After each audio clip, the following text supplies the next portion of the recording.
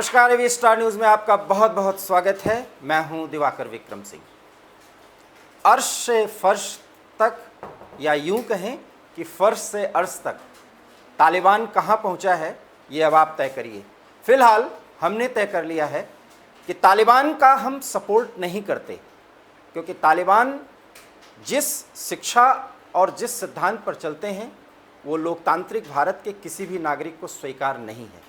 लेकिन आज हकीकत यह है कि तालिबान फर्श से अर्श तक पहुंच चुके हैं, क्योंकि उनका कब्ज़ा सीधे सीधे अफ़गानिस्तान की राजधानी काबुल पर हो चुका है और बारादर नाम का एक व्यक्ति इस समय कथित राष्ट्रपति के तौर पर अपने आप को पद पर बैठा चुका है। वहाँ के पूर्व राष्ट्रपति अशरफ गनी इस समय अमेरिका की शरण में जाने को तैयार हैं और वो ये वादा कर रहे हैं कि आने वाले समय में अफ़गानिस्तान को उसका पुराना दिन लौटाएंगे। लेकिन अब ये दूर की बात लग रही है, क्योंकि तालिबान पूरी तरीके से अफ़गानिस्तान पर काबिज हो चुका है। बड़ा सवाल है कि अमेरिका की इस घोषणा के बाद कि उसके सारे सैनिक मई से लेकर के सितंबर तक लौट जाएंगे, इसमें दो राष्ट्रपतियों का, एक पूर्व राष्ट्रपति ट्रंप और वर्तमान राष्ट्रपति बाइडेन का बड़ा योगदान है। लेकिन सिर्फ 4 महीने में अमेरिका द्वारा बैठाए गए राष्ट्रपति, या कहिए कि लोकतांत्रिक ढंग से चुने गए राष्ट्रपति को तालिबान ने बेदखल कर दिया। बहुत कम हिंसा हुई है, हालांकि डर के मारे वहाँ 40 लोग मारे जा चुके हैं अभी तक। ये और बात है कि अभी भी डर के साए में हजारों लाखों लोग जी रहे हैं, क्योंकि उनका डर ये है कि 1996 से लेकर के 2002 तक तालिबान ने जो डर अफ़गानिस्तान पर कायम किया था वो वही रिपीट करेंगे, क्योंकि सैद्धांतिक तौर पर वो शरिया कानून के तहत ही महिलाओं, बच्चों और पुरुषों से व्यवहार करते हैं। ये सब बातें अलग हैं, लेकिन हम आपको ये ज़रूर बताना चाहेंगे कि ये तालिबान जिसको पाकिस्तान ने पैदा किया, वास्तव में इसकी इतनी ताकत कैसे बढ़ी। आइए हम आपको ग्राफिक्स के जरिए बताते हैं कि तालिबान की ताकत इतनी कैसे बढ़ी। सबसे पहले हम ग्राफिक्स के जरिए आपको दिखाएंगे कि उनकी ताकत कैसे बढ़ी, और फिर ये बताएंगे कि उनके पास पैसा कहाँ से आता है। हम आपको ये भी समझाने की कोशिश करेंगे कि उनकी कमाई का जरिया क्या है, और इन सारे मुद्दों के संदर्भ में अमेरिका का तालिबान को लेकर के, अफगानिस्तान को लेकर के क्या रुख है, ये भी समझाएंगे। ये आप देख रहे हैं अपने स्क्रीन पर तालिबान की असली ताकत। कट्टर धार्मिक संस्थाएं, मदरसे इनका सम्मान करते हैं, इनको सहयोग करते हैं, और पाकिस्तान से पूरी तरह से इनको सहयोग मिलता है, इनको मॉरल सपोर्ट मिलता है, इनकी फंडिंग होती है। जब फंडिंग की बात आती है तो हम आपको समझाते हैं, पाकिस्तानी और ISI तालिबान की सीक्रेट मदद करते हैं, ये किसी से छिपा नहीं है। तालिबान के पास करीब 80,000 लड़ाके हैं और 3 लाख की सेना पर ये प्रभावी हो गए। तालिबान की मैन पावर सोर्स कबायली इलाकों में बसे लोग हैं, ये भी सत्य है। और कट्टर धार्मिक संस्थाएं, मदरसे इनका पूरी तरह से समर्थन करते हैं, जो पाकिस्तान और अफगानिस्तान की सीमा पर लगे हैं। और ISI आज भी तालिबान को पूरी तरह से सपोर्ट करती है। हम आपको ग्राफिक्स के जरिए ये समझाने की कोशिश करते हैं कि इनके कमाई का जरिया क्या है। हम आपको ये भी बताने के तालिबान कबायली इलाकों में बसे कबीलों के को किस तरह से इस्तेमाल करते हैं, और ये भी हम आपको बता रहे हैं। और हम आपको ये बताने की कोशिश कर रहे हैं कि तालिबान की ताकत वास्तव में क्यों इतनी बढ़ी है। ड्रग्स हर साल $416 मिलियन, $416 मिलियन की ड्रग्स सप्लाई, $464 मिलियन का खनन, $160 मिलियन की रंगदारी,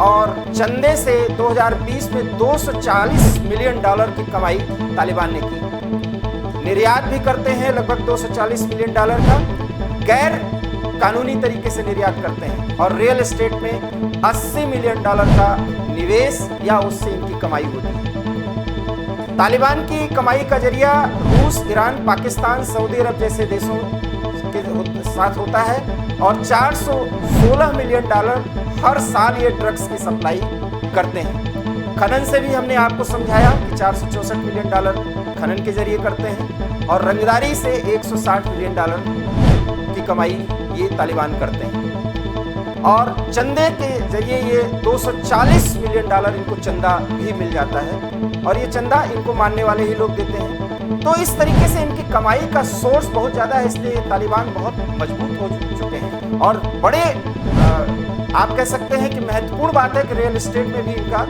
एक तरीके से इन्वेस्टमेंट होता है और उससे ये पैसा कमाते हैं। अब हम आपको बताते हैं कि ये सारी कमाई करने के बाद किस तरीके से तालिबान पिछले 20 सालों में इतना मजबूत हुआ और इस मजबूती के बाद अब अमेरिका ये मान रहा है कि उससे कहीं न कहीं कोई भूल हुई। और भूल क्या हुई कि अमेरिका ने ये सोचा था कि तालिबान को न मानने वाले अफगानी ज्यादा हैं, जबकि जिस तरीके से मात्र 3 सप्ताह में बहुत कम हिंसा के सहारे तालिबान ने पूरे काबुल पर कब्जा कर लिया, वो बहुत बड़ी बात है। तो अफगानिस्तान पर अमेरिका का रुख बहुत साफ है, वो इराक को लेकर के अपनी बात कहता है। जो बाइडेन ने सीधे सीधे कहा कि हमारा उद्देश्य किसी देश पर कब्जा करना नहीं या देश में राष्ट्रवाद उपजाना नहीं होता। उनकी सारी कोशिशें सिर्फ इतनी होती हैं कि वो किस तरीके से वहां पर आतंकवाद कर सके। बराक ओबामा से लेकर के और जो बाइडेन तक जो एक प्रक्रिया चली वो हम आपको दिखा रहे हैं अपने ग्राफिक्स के जरिए।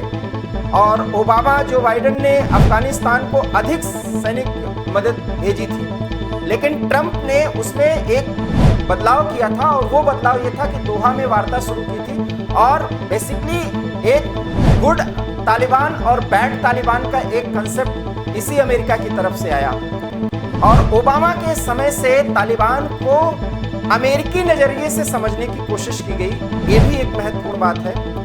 और इराक युद्ध में जो सबक मिला था अमेरिका को, उसके बाद से ये लगने लगा था कि तालिबान को लेकर के अमेरिका के रुख में बदलाव होगा, लेकिन वो रुख किस तरीके से बदलेगा और बराक ओबामा, ट्रंप और उसके बाद बाइडेन के बाद वो स्थिति कहां पहुंचेगी, ये अमेरिका का रुख दिखा रहा है। और आज जब वहां पर अमेरिका देख रहा है कि पूरी तरीके से तालिबान के कब्जे में अफगानिस्तान पहुंच चुका है, तो उसके वर्तमान राष्ट्रपति सीधे सीधे, जो कि बाइडेन का वक्तव्य कहा जाए, जिसको कतई स्वीकार नहीं किया जा सकता कि हम किसी देश में राष्ट्रवाद या उनकी राष्ट्रीयता को स्थापित करने नहीं जाते, तो बड़ा सवाल है कि फिर आप किस लिए जाते हैं। इसका भी जवाब बाइडेन देते हैं और बाइडेन कहते हैं कि वो सीधे सीधे आतंकवाद पर चोट करेंगे और दुनिया के उन तमाम देशों में या तमाम खित्तों में जहां आतंकवाद कई स्वरूपों में है, खास करके इस्लामिक सिद्धांतों को मानने वाले जितने आतंकी तत्व हैं,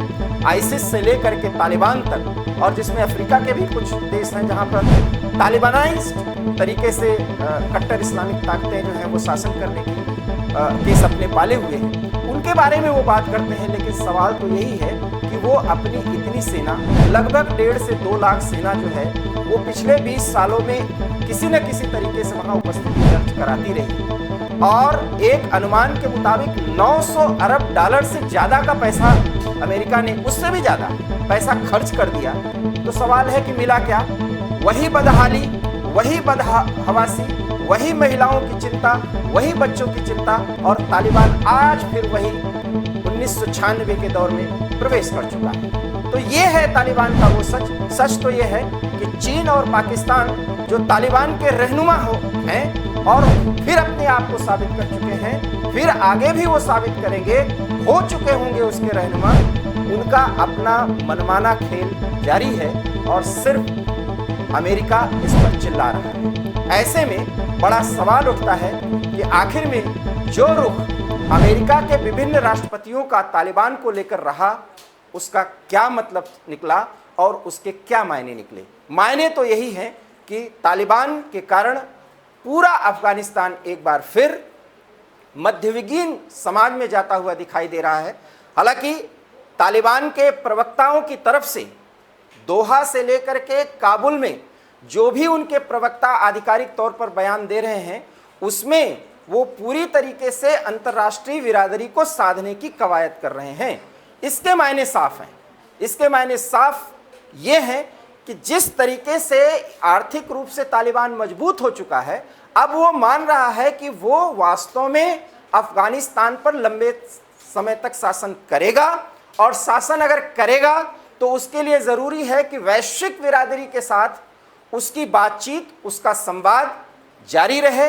पहले के शासनकाल में 1998 से 2002 तक में जो घटनाएं हुई और तालिबान को जिस तरीके से वैश्विक रूप से अलग थलग किया गया, इस बार नहीं चाहेगा तालिबान, और उसकी कोशिश होगी कि अमेरिका सहित वो तमाम देश तालिबान के साथ संपर्क करें। यहाँ तक कि तालिबान ने भारत को भी इनडायरेक्टली ये कह दिया है कि आप अपने हाई कमीशंस या जितने भी एम्बेसी हैं, भारत की एम्बेसी वहाँ बंद ना हो। हालांकि भारत की एम्बेसी बंद हो चुकी है, तो हम आपको ये जानकारी देना चाहेंगे कि इसके माध्यम से वो वैश्विक समाज के साथ जुड़ करके आगे बढ़ना चाहते हैं और अपना एक प्रोग्रेसिव अर्थात प्रगतिवादी तालिबान का रूप दिखाना चाहते हैं, जो कि है नहीं। क्योंकि उनके प्रवक्ताओं की तरफ से कहा जा रहा है कि जब शरिया कानून बाकायदा लागू हो जाएगा तब स्पष्ट हो जाएगा कि महिलाओं के साथ, बच्चों के साथ, पुरुषों के साथ,